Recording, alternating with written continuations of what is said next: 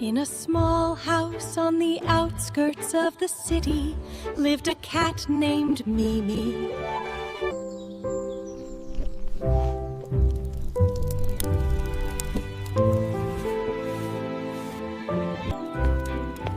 Today, we'll make Chico's favorite fish soup.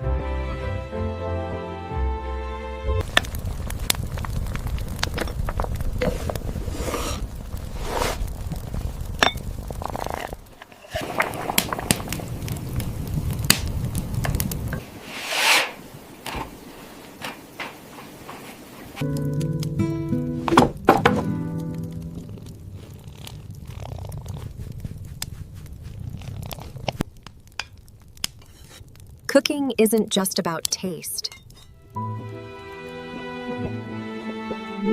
It's also about love.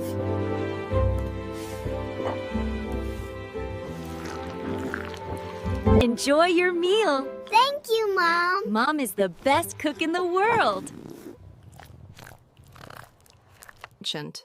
And in that little house, the aroma of cooking and affection was always the main ingredient of their lives.